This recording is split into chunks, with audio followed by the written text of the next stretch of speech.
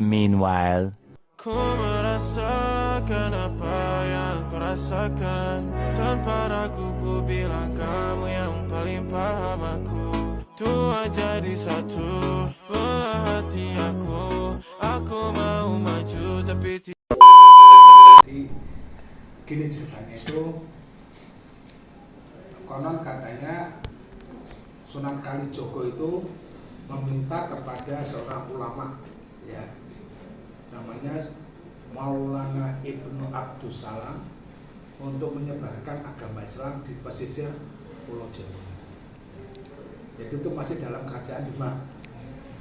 Kemudian Maulana Ibnu Abdus Salam melaksanakan tugas itu bersama anaknya.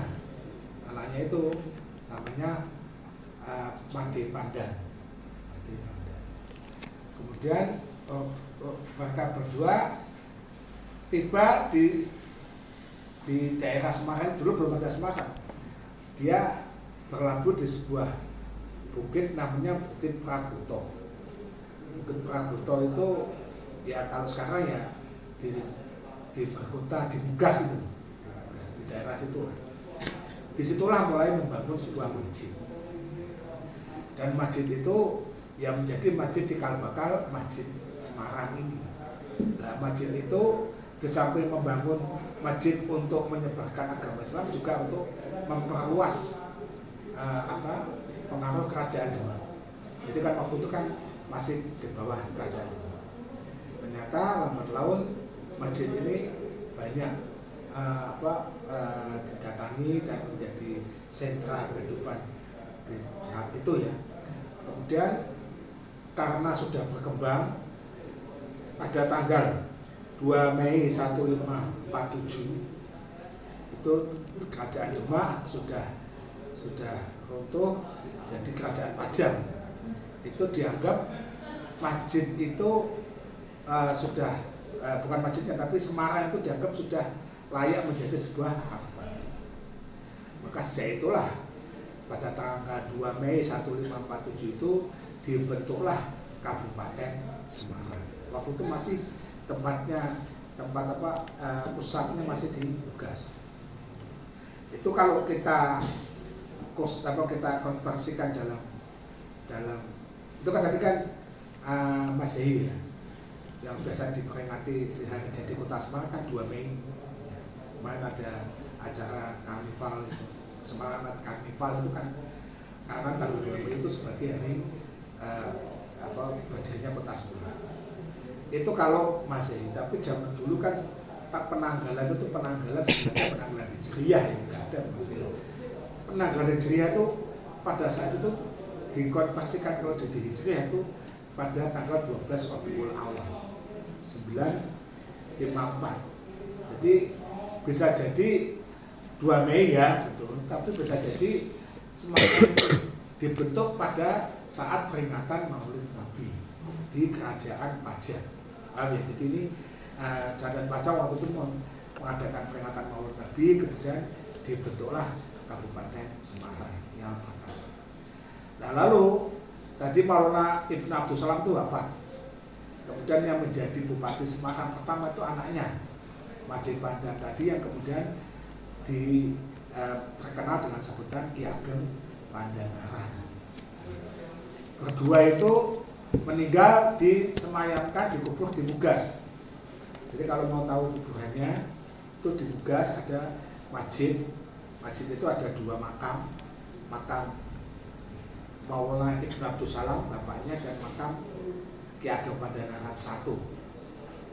Ki Ageng Pandanaran 1 kemudian wafat, digantikan dengan Ki Ageng Pandanaran 2. Tapi Ki Ageng Pandanaran 2 itu lebih suka menyebarkan agama Islam, sehingga dia mengundurkan diri. Kemudian dia malah justru menjadi penyebar agama Islam di daerah Bayan. Maka ada yang namanya Sunan Bayan.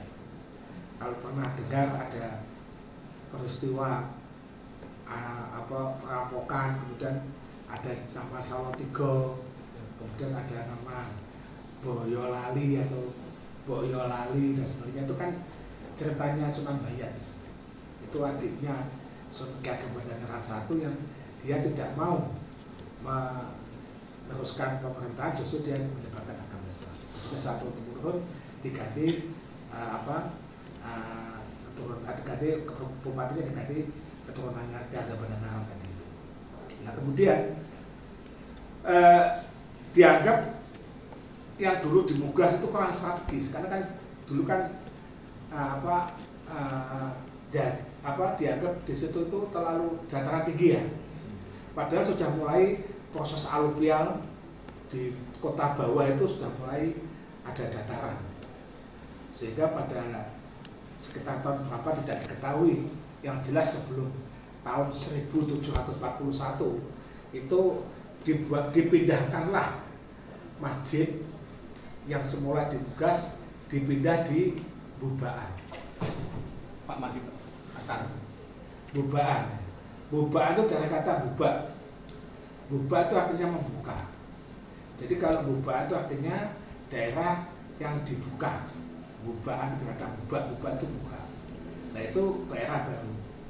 Maka pas saya bilang 1741 karena di dalam peta Semarang kuno yang ditemukan di Belanda itu ada peta yang di situ menyebutkan bahwa di Bubaan itu ada masjid. Nah inilah masjid yang ada di Bubaan. Nah, itu sekitar tahun 1741. Ini justru peta ini ada di Belanda itu. Nah kemudian ternyata itu tidak lama. Kemudian ada yang namanya peristiwa geger pecinan. Geger pecinan itu orang-orang Cina memberontak kepada VOC. VOC itu perniagaan Belanda, Verenigde Oost-Indische Compagnie itu karena terjadi monopoli perdagangan, orang Cina tidak terima. Lalu orang Cina tadi bertempur melawan Belanda dibantu oleh orang-orang Kojo. Orang-orang Kojo itu orang-orang dari Pakistan. Makanya ada namanya Pak Koja. Oh ya, dari Pak Koja. Pak Koja dari kata Kojo. Kojo itu orang-orang keturunan Pakistan, India Pakistan itu. Itu orang-orang Islam. Lah karena Cina dibantu oleh orang Pakistan tadi, padahal masjid ada di tengah-tengah. Pecinan, Pak Koja kan dekat itu. Dan Kota Lama kan VOC ada di Kota Lama. Di Kota Lama. Masjid ada di tengah-tengahnya. Sehingga terjadi pertempuran, masjid yang ada di tengah-tengah itu ikut terbakar juga. Sehingga masjid yang dibangun di Bubaan tadi terbakar. Kemudian ada yang namanya politik ethics. Kalau dalam sejarah itu ada yang namanya politik etik. Politik etik itu politik balas budi. Jadi Belanda memberikan bantuan kepada pribumi berupa infrastruktur dan pendidikan maupun keagamaan. Kemudian dibangunlah penggantinya masjid, tapi tidak di Bubaan lagi, tapi di sini. Maka ini adalah masjid yang dibangun di tempat yang ketiga. Tadi pertama di Muglas, kemudian di Bubaan, kemudian ketiga di sini. Nah, masjid yang di sini ini dibangun pada tahun 1750. Mengapa kok tahu? Karena ada prasasti yang di gapura masjid itu.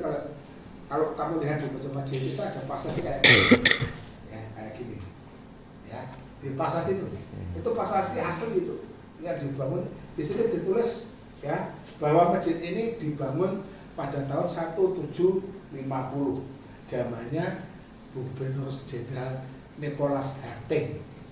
Nah, Nicholas Harting itu kalau di sejarah terkenal yaitu yang membagi Mataram Islam menjadi dua, Kesultanan Surakarta dan Kesultanan Gubernur Adiningrat Jogja itu. Nah, itu kalau perjanjian Giyanti itu tahun 1755. Ini sebelum itu membangun dulu yang namanya masjid di 1750. Paham ya? Jadi itu masjid yang ketiga. Ternyata yang masjid yang ketiga ini tidak lama, ya agak lama juga, tapi pada tahun 1885 terbakar lagi karena disambar petir. Kemudian dari situlah dibangun, inilah masjid yang keempat. Jadi masjid yang kita lihat ini itu adalah masjid di lokasi yang ketiga, tapi di bangunan yang keempat. Dan ini yang kita pertahankan sampai sekarang, keaslian masjid, yaitu satu, di situ bentuknya adalah tajuk tumpang tiga. Jadi ada 3 tingkat gitu. Itu mengandung makna filosofi bahwa manusia itu berada dalam 3 tingkatan, yaitu yang pertama Islam, kemudian iman, kemudian ihsan. Ketika sudah sampai ke ihsan, maka dia akan bisa mengenal Allah. Maka di paling tinggi ada lafal Allah.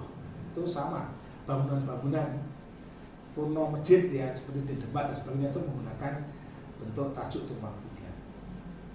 Di sini yang masih asli adalah atapnya yang terbuat dari seng. Dan seng itu kalau kita lihat, bukan sekarang biasa, tapi ini seng yang dari zaman Belanda, seng yang tebal. Dan itu didatangkan langsung dari Belanda, konon bersamaan dengan mendatangkan sengnya Gajah Belanda. Karena Gajah Belanda dengan Masjid Agus Mara ini dibangun hanya selisih 2 tahun. Di sini 1885 mulai dibangun, di Gajah Belanda 1887. Jadi hanya selisih sedikit. Kemudian masjid ini sudah jadi pada tahun 1889 masjid ini sudah bisa digunakan seperti sekarang ini yang dipertahankan sampai sekarang.